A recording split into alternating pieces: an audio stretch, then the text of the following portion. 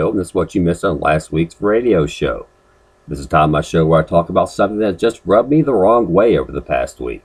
Most of the time I would have to say that I find it difficult to just complain about one single thing. After all, with this political climate of inept leaders, I find a myriad of things to be upset about. But thankfully, this week, my inaugural nighttime debut presented a beautiful package to me. Our esteemed President Barack Obama laid the perfect material in my welcoming lap.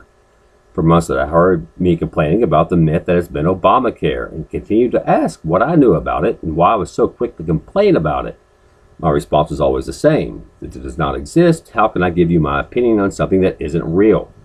Now, those of you who support this idiotic health care plan were quick to defend a project that they would defend until their death. I always thought this was comical because they were forming their opinion on something that wasn't real. They never experienced it. They had never touched it, and they have absolutely never known how it was going to be paid for. Well, my patience, as per the norm, proved to be the best plan. Last Sunday, my employer called an all-employee meeting to discuss a very serious subject.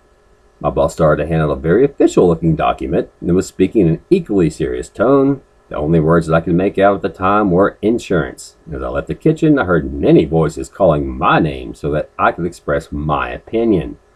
My boss finally handed me a copy of Nobama's idiotic Affordable Health Care Act, or as America likes to call it, ha ha ha ha ha ha.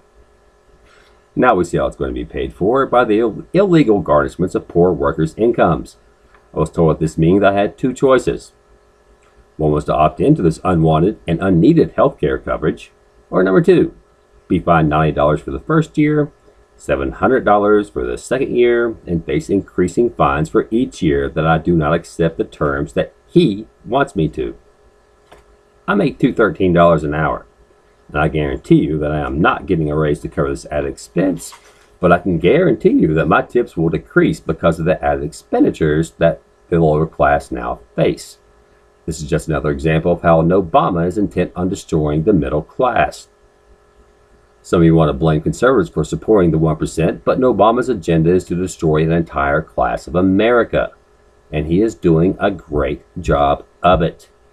If you're relying on federal assistance to survive, then you'll be more likely to support the liberal agenda, which means more and more liberals will be the ones taking your rights away from you year after year.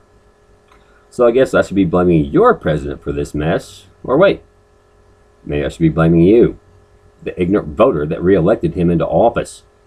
But I can't blame you. The idea actually sounded pretty great, but the execution sucks. You didn't know, so it's not your fault. But yeah, it kind of really is. So, and poor voters, because of your bad choice, you're getting a whole lot of new company.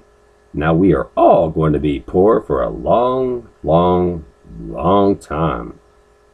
Now, if this is not fitting for the first ever Totally BS night show, then tell me what is. Totally BS all the time, from that guy.